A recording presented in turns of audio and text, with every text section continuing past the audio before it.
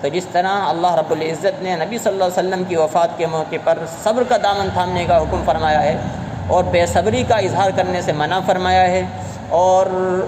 اس طرح کا کوئی عمل کہ جس سے بے صبری کا اظہار ہو، غم کا اظہار ہو، اس سے منع فرمایا ہے۔ اسی طرح سے اسلام ہمیں تعلیم دیتا ہے رسول اللہ صلی اللہ علیہ وسلم یا کسی بھی بڑی شخصیت یا کسی بھی چھوٹی شخصیت کی پیدائش کے موقع پر خوشی منانے سے اس کو منع کرتا ہے۔ نہ تو وفات کے موقع پر غم منانے کی اجازت ہے اور نہ اسی طرح سے پیدائش کے موقع پر خوشی منانے کی اجازت ہے، جس کو ہم لوگ برتھ ڈے کہہ دیتے ہیں، یوم ولادت کہتے ہیں۔ ربیع الاول کا مہینہ رسول اللہ صلی اللہ علیہ وسلم کی آمد کا مہینہ ہے۔ اس میں بہت سے محبت کے دعوے دار کھڑے ہوں گے اور نبی صلی اللہ علیہ وسلم کی محبت کے دعووں میں جھنڈے لگائیں گے، نعرے لگائیں گے، نئے کپڑے تیار کرائیں گے، عید کی طرح خوشیاں منائیں گے، اس کو عید میلاد النبی کا نام دیں گے۔ نبی صلی اللہ علیہ وسلم نے اور اللہ رب العزت نے دین کے تمام کاموں کی تعلیم ہم کو فرما دی، ہر چیز سکھلا دی کہ کب کیا کرنا ہے۔ اللہ کے رسول صلی اللہ علیہ وسلم نے تو یہاں تک کہ سونے جاگنے کے طریقے بتلا دیے، اٹھنے بیٹھنے کے طریقے بتلا دیے، وضو کے ایک ایک چیز کو سکھلا کر چلے گئے۔ اللہ کے رسول صلی اللہ علیہ وسلم نے وضو کے، نماز کے، چلنے کے، پھرنے کے، قرآن کریم کو پڑھنے کے اور ایک چھوٹے چھوٹے مسئلے صحابہ کرام رضی اللہ عنہم اجمعین کو سمجھا کر اور بتلا کر چلے گئے۔ یہاں تک کہ عورتوں کی پاکی ناپاکی کے مسائل صحابیات نبی صلی اللہ علیہ وسلم سے حضرت عائشہ رضی اللہ تعالیٰ عنہ سے پوچھنے آیا کرتی تھی، ایک ایک چیز کو صاف طور سے بیان فرما دیا گیا ہے۔ تمام چیزوں کا واضح طور سے بیان فرما دینا اور نبی صلی اللہ علیہ وسلم کی پیدائش کی خوشی کا طریقہ نہ بتلانا،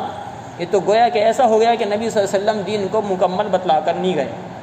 اللہ رب العزت جب قرآن کریم میں کہہ رہا ہے کہ الیوم اکملت لکم دینکم واتممت علیکم نعمتی، کہ ہم نے تمہارا دین آج مکمل کر دیا ہے۔ نبی صلی اللہ علیہ وسلم نے جو دین تم کو پہنچایا ہے وہ کامل اور مکمل دین ہے، اس کے اندر کوئی کمی بیشی کی اجازت نہیں ہے۔ تو ہم نبی صلی اللہ علیہ وسلم کی پیدائش کے موقع پر، آپ کی ولادت کے موقع پر خوشی منا کر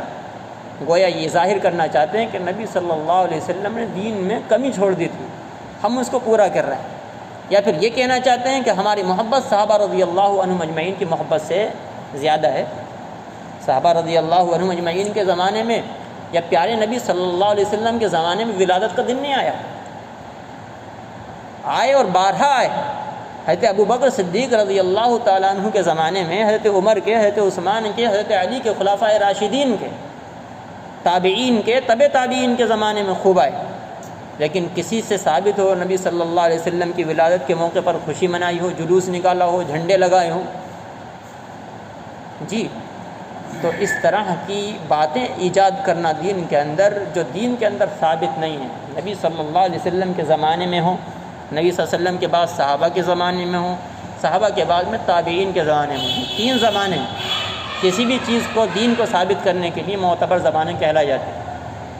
نبی اکرم صلی اللہ علیہ وسلم نے فرمایا کہ خیر الناس قرنی ثم الذین یلونہم ثم الذین یلونہم، تین زمانے فرمائے کہ میرا زمانہ، میرے بعد زمانہ، میرے بعد کے بعد والا زمانہ، یہ زمانے خیر کے ہیں، اس کے بعد میں برائیاں پھیلیں گی، جھوٹ پھیلے گا اور نئی نئی چیزیں ایجاد ہوں گی، ان چیزوں پر اعتبار نہیں کیا جائے گا۔ جو چیزیں میرے زمانے میں ہیں یا میرے بعد میں صحابہ اکرام نے کوئی چیز جو میرے بعد شروع کی ہے وہ بھی دین کے اندر شامل کی جائے گی، کیونکہ اللہ کے نبی صلی اللہ علیہ وسلم نے فرمایا علیکم بسنتی وسنت الخلفاء الراشدین، کہ جس طرح میرے طریقے پر جمنا اور اس کو لازم پکڑنا تمہارے لیے ضروری ہے، اسی طرح سے خلفاء راشدین کے طریقوں کو بھی لازم اور مضبوطی کے ساتھ پکڑنا تمہارے لیے ضروری ہے۔ بہت سے مسائل ایسے ہوئے کہ جو نبی صلی اللہ علیہ وسلم کے زمانے میں درپیش نہیں ہوئے تھے، سامنا نہیں ہوا تھا، صحابہ کرام رضی اللہ عنہم اجمعین کے سامنے ان کو پیش کیا گیا اور تیار کیا گیا۔ قرآن کریم کا جمع کرنا، نبی صلی اللہ علیہ وسلم کے زمانے میں پورا قرآن ایک ساتھ جمع نہیں تھا، صحابہ کرام رضی اللہ عنہم اجمعین کے زمانے میں جمع کیا گیا۔ حضرت عمر فاروق رضی اللہ تعالیٰ عنہ نے اس کی فکر کی۔ اسی طرح سے جمعے کے موقع پر جو تیسری اذان ہوتی ہے، خطبے کے موقع پر وہ اذان نہیں تھی، وہ حضرت عثمان غنی رضی اللہ تعالیٰ عنہ کے زمانے میں شروع ہوئی۔ اسی طرح سے تراویح باجماعت 20 رکعت نبی صلی اللہ علیہ وسلم کے زمانے میں 2-3 مرتبہ ہوئی، اس کا ثبوت ہے، لیکن پابندی کے ساتھ پورے رمضان کا ہونا اور اس کے اندر 20 رکعت کا ہونا، یہ حضرت عمر فاروق رضی اللہ تعالیٰ عنہ نے اپنے زمانے میں اس کو لازم کیا اور مسجدوں کے اندر اس کو آباد کرایا۔ تو اس طرح سے نبی صلی اللہ علیہ وسلم کے زمانے میں کوئی عمل ہوا ہو، صحابہ رضی اللہ تعالیٰ عنہ اجمعین کے زمانے میں کوئی عمل ہوا ہو تو وہ قابل قبول ہے، وہ دین کا حصہ ہے، اور اس کے بعد میں کوئی چیز شروع ہوتی ہے تو وہ بدعت ہے۔ اور اللہ کے نبی صلی اللہ علیہ وسلم نے فرمایا کہ ہر نئی چیز بدعت ہوتی ہے دین کے اندر، کل محدثۃ بدعہ، ہر نئی چیز پیدا کی جانے والی دین کے اندر بدعت ہے، وکل بدعۃ ضلالہ، کہ ہر بدعت گمراہی ہے، وکل ضلالۃ فی النار، اور ہر گمراہی جہنم میں لے جانے والی ہے۔ تو اللہ کے نبی صلی اللہ علیہ وسلم کی وفات پر غم منانا، اسی طرح سے پیارے نبی صلی اللہ علیہ وسلم کی پیدائش کے موقع پر خوشی منانا، یہ اہل اسلام کا طریقہ نہیں۔ ہاں، محبت کا اظہار کرنا ہے تو اللہ تبارک و تعالیٰ نے قرآن کریم میں اس کا طریقہ بتلایا کہ آپ سنتوں کو لازم پکڑیے، پیارے نبی صلی اللہ علیہ وسلم کی اطاعت کو مضبوطی سے تھام لیجیے۔ ان کنتم تحبون اللہ فاتبعونی، اللہ سے محبت ہے، اللہ کے رسول سے محبت ہے تو اتباع رسول اللہ صلی اللہ علیہ وسلم کی سچی اتباع۔ کیوں آج تو اتباع تو ہے نہیں، نہ نمازوں کی فکر ہے، نہ سنتوں کی فکر ہے، نہ پیارے نبی صلی اللہ علیہ وسلم پر درود کی فکر ہے۔ ہاں، جب ان چیزوں کی فکر نہیں تو نام کے لیے جھنڈے تو لگانے پڑیں گے کہ ہم بھی عاشق رسول ہیں۔ جب سنتوں سے اللہ کی محبت نہیں جھلک رہی، نمازوں سے اللہ کے رسول کی محبت نہیں جھلک رہی، تو محبت کو جھلکانے کے لیے یہ چیزیں تو کرنی پڑیں گی نا، کہ ہمیں کوئی عاشق ایسا نہ ہو کہ کوئی ہمیں اللہ کے رسول سے دور بتا دے کہ ہم بھی عاشق رسول ہیں، ہم بھی دعویٰ کر رہے ہیں اللہ کے رسول کے عاشق ہونے کا۔ تو میرے دوست، دعوے کرنے سے، اعلان کرنے سے، نعرے لگانے سے کوئی عاشق رسول نہیں ہو جاتا۔ اللہ رب العزت نے عشق کا معیار بتلایا ہے، محبت کا معیار بتلایا ہے کہ رسول اللہ صلی اللہ علیہ وسلم کی محبت اگر ہے تو نبی صلی اللہ علیہ وسلم کی سنتوں کو لازم پکڑنا ضروری ہے۔ پیارے نبی صلی اللہ علیہ وسلم نے فرمایا نا، جس نے میری سنت زندہ کی اس نے مجھ سے محبت کی، تو محبت کا معیار سنت ہے، اور جس نے مجھ سے محبت کی ہے اور محبت